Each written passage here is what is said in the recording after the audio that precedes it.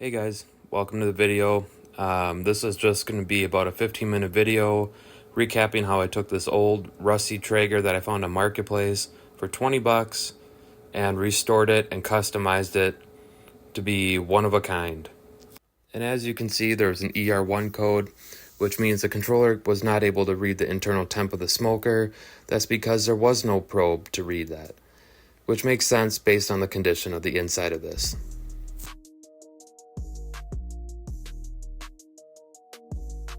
So here's where I'm going to start the disassembly of the smoker here. I'm going to start by taking the controller out of the hopper there and unscrewing the hopper from the actual smoker itself. Clean out some of the little dust and other stuff that might be kind of clogging up the auger there.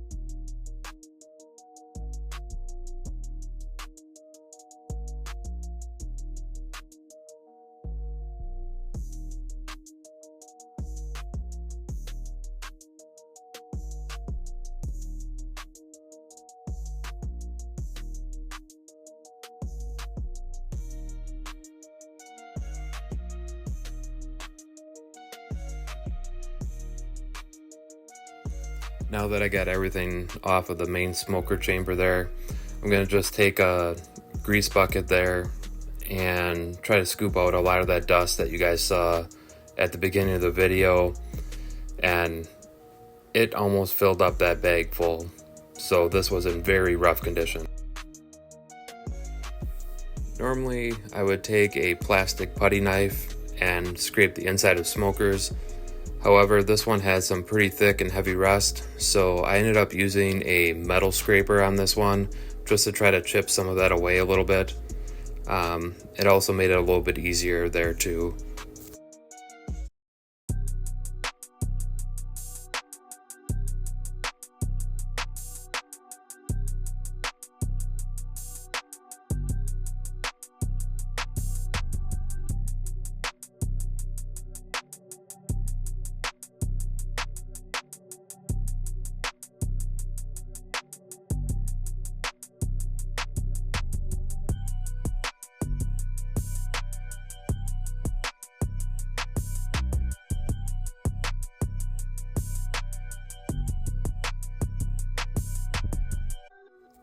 Now I'm scraping the outside, just kind of getting any loose debris that might be on there. I think they tried to make an attempt at sealing it off, but it didn't work so well. And there's a few bubbles of paint that were kind of lifting up from the rust getting underneath there. So scrape all that off and then also vacuum out the rest of the small little dust and ash that might be on the inside. Now I got my angle grinder with an abrasive pad that's specifically used to remove rust and paint. And I would definitely recommend wearing a mask when doing this kind of stuff, just because of all the fine rust, dust that might be in the air. You really don't want to be breathing that in. And here I'm just going around the smoker, just trying to hit every spot that has rust with this abrasive pad on the angle grinder. Just really try to get it down as far as I can, so that way there's the least amount of rust left after I'm done with this.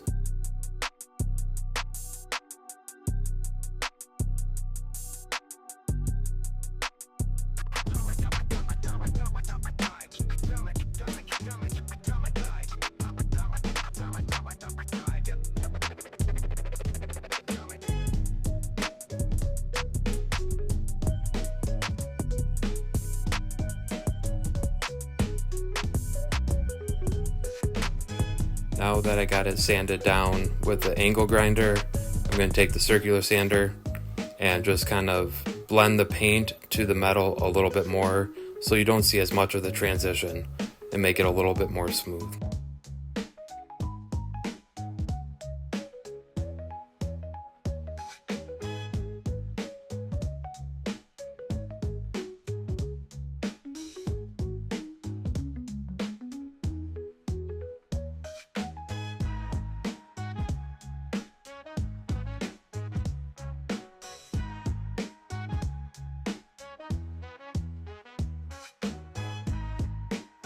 Now that all the sanding is done, I'm going to take this rust dissolver and spray it on all the spots that still had the rust.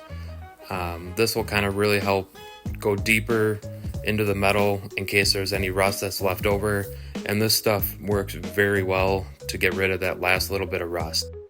My daughter came out to help since, after all, this is her smoker, so she wanted to try to help out and make it look all pretty. Once we get all the spots covered with the rust dissolver, we're going to end up taking our hinges, screws, and bolts in a grease pan there and spray them down with the rust dissolver and let those sit for a half hour as well. And then after the half hour or so, we're going to kind of just wipe it down with a dry cloth. And then after that, we're going to actually dip it into some soapy water and kind of just wipe down the rest of the chemicals and then just dry it all off really well after this.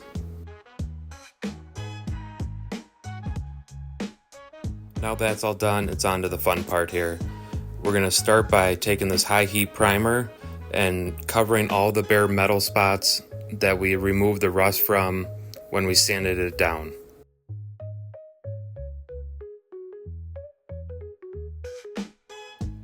If you guys are enjoying this video, hit that subscribe button and comment below with what color you would end up painting the smoker.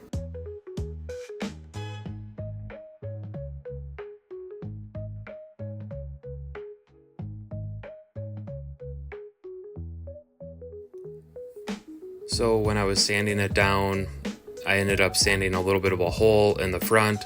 So this quick steel stuff is supposed to be for high temp situations.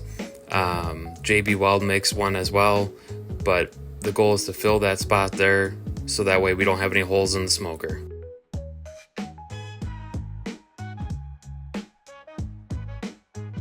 While we let that patch solidify and cure, we're going to go ahead and apply a metal cast base coat to kind of give that metallic look after we apply the final color on top of this. So I'm just going through giving a light spray.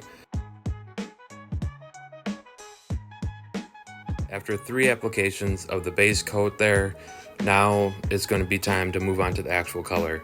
My daughter, she ended up picking up purple on this one since that's her favorite color. So purple it is.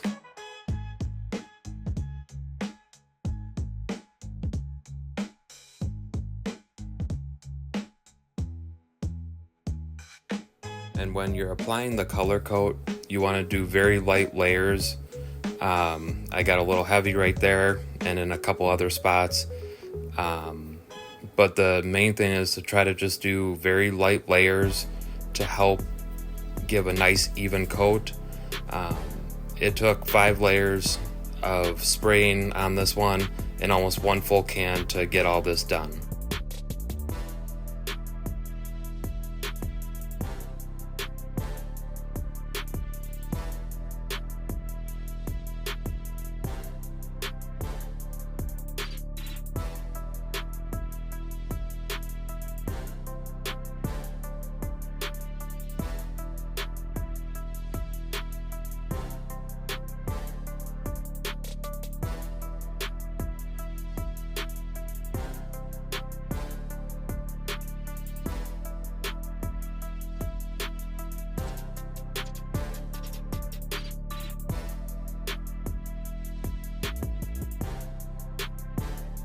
Likewise with the hood, I applied the primer to this smoke chamber here, and I'm going to apply this very high temp caliber paint. It's just going to be the simple black color. We're going to keep that pretty simple. Nice even coats. Try not to get any running going down, so keep the can moving. That'll help kind of give it more of that even coating on there.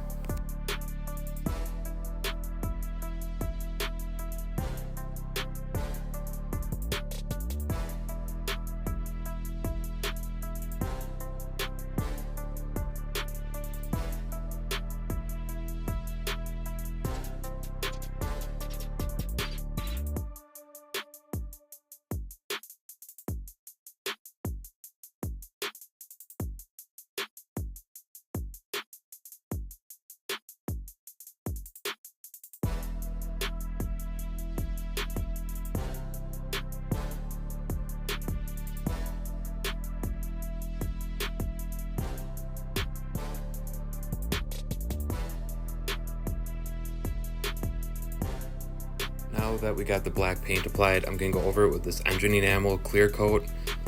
This will help protect it against any grease that might run down, any of the weather elements. Just kind of help give it that extra layer of protection and keep it lasting a little bit longer.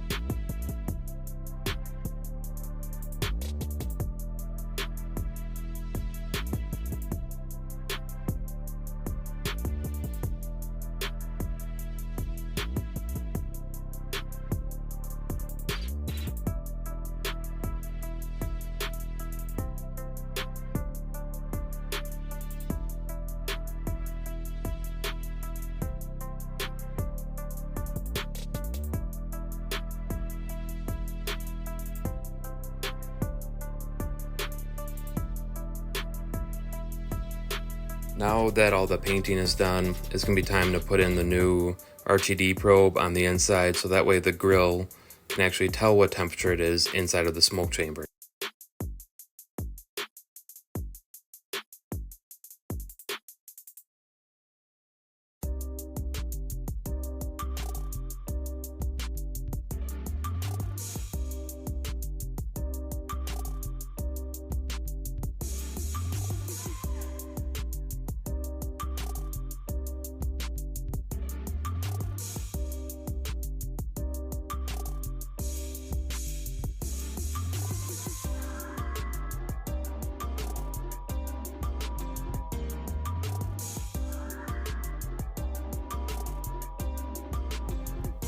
And here we're going to get the smokestack put back on.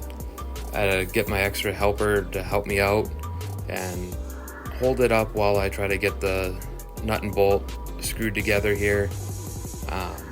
And then our son comes in on the corner there too.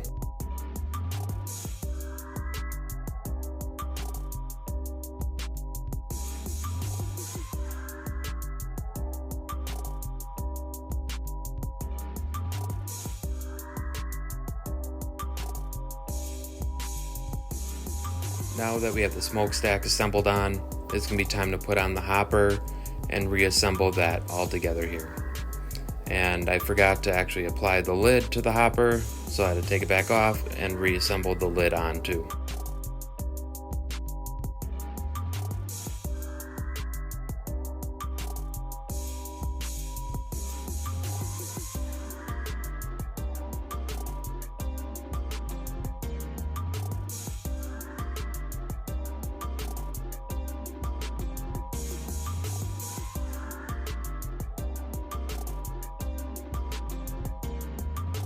When assembling the hopper back together, it's going to be very important to make sure that all your wires are clear of the fans underneath, otherwise you will end up with an issue.